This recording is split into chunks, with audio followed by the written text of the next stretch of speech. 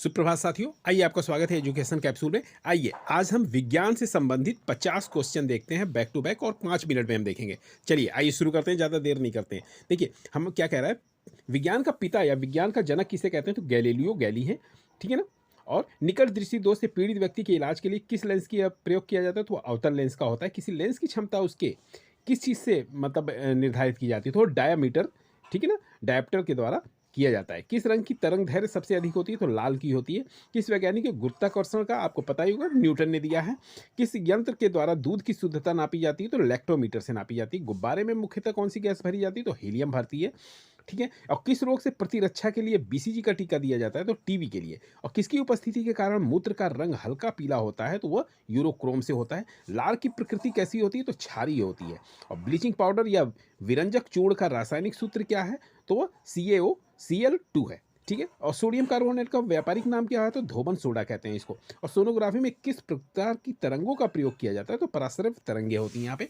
और डायनासोर किस कशेरुकी वर्ग से संबंधित है, तो ये सरीसृप से है, ठीक है। और बर्फ जल में तैरता है क्योंकि बर्फ का घनत्व जो है वो जल के घनत्व से कम होता है। और किस यंत्र के द्वारा वायुमंडलीय दाब की माप की जाती है, तो बैरोमीटर से नापते हैं। रेफ्रिजरेटर में कौन सी गैस जो होती है शीतलन के लिए मतलब ठंडे के लिए भरी जाती है, तो वो फ्रियान गैस होती है जो ठंडी होती है। या किस धातु को भविष्य का धातु कहते हैं, तो फ्यूचर मेटल जो कहा जाता है वो टाइटेनियम को कहा जाता है। और पृथ्वी में उपलब्ध सबसे कठोरतम पदार्थ कौन सा है, तो वो हीरा है सबसे कठोर। और लोहे में जंग लगने से उसके भार में क्या परिवर्तन होता है, तो भार जो है वो बढ़ जाता है लोहे का। और कौन सा विटामिन जल में घुलनशील है, तो विटामिन बी और सी ये जल में घुलनशील है। हमारे शरीर में लाल रुधिर कणिकाओं का निर्माण जो है वो अस्थि मज्जा में होता है, ठीक है। और किस विटामिन की कमी के कारण जनन क्षमता में कमी होती है, तो विटामिन ई के कारण हो जाती है। और दूध फटने से कौन सा अम्ल का निर्माण होता है, तो लैक्टिक अम्ल का जो है वो निर्माण होता है। हृदय के विकार का पता लगाने के लिए किस यंत्र का प्रयोग किया जाता है, तो इलेक्ट्रोकार्डियोग्राफी के मतलब से किया जाता है।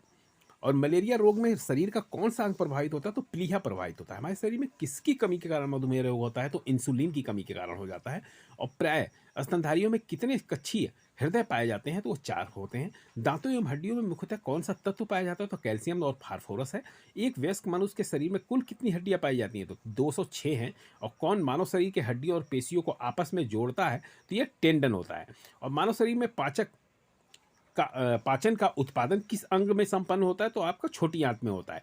मनुष्य के जीवन काल में कुछ कितने दांत 2 बार विकसित होते हैं, तो वह 20 होती है उनकी संख्या। और लार में कौन सा एंजाइम होता है, तो टाइलिन होता है। और कौन सी धातु जल के साथ आसानी से अभिक्रिया करती है, तो पोटेशियम करती है। आधुनिक आवर्त सारणी में किस समूह से पूर्ण संयोजी कोष और रासायनिक रूप से निष्क्रिय तत्व होते हैं, तो 18वें होते हैं। जहाजों में इलोको लोकेशन का उपयोग मापने के लिए किया जाता है, किस चीज़ को, तो पानी की गहराई को नापने के लिए। और किसी निकाय को एक समान वृत्तीय गति में चलाने के लिए आवश्यक नियत बल को क्या कहा जाता है, तो अभिकेंद्री बल कहते हैं। और किसी तत्व का इलेक्ट्रॉनिक विन्यास जो है 2 8 5, उस तत्व का क्या नाम है, फास्फोरस है। माता एवं पिता में किसके गुणसूत्रों से बच्चों के लिंग का निर्धारण होता है, तो पिता के गुणसूत्र से।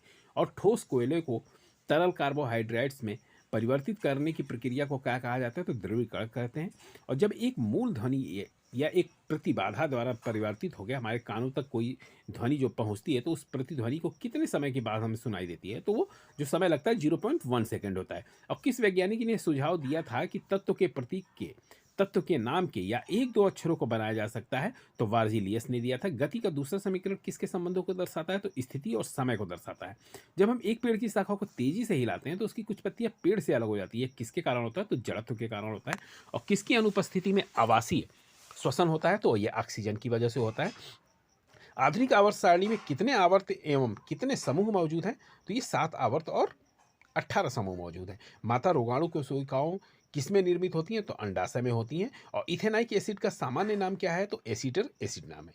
हमारा वायुमंडल कितने परतों में बटा हुआ है, तो ये हमारा 5 परतों में बटा हुआ है। थैंक्स फॉर वॉचिंग, धन्यवाद।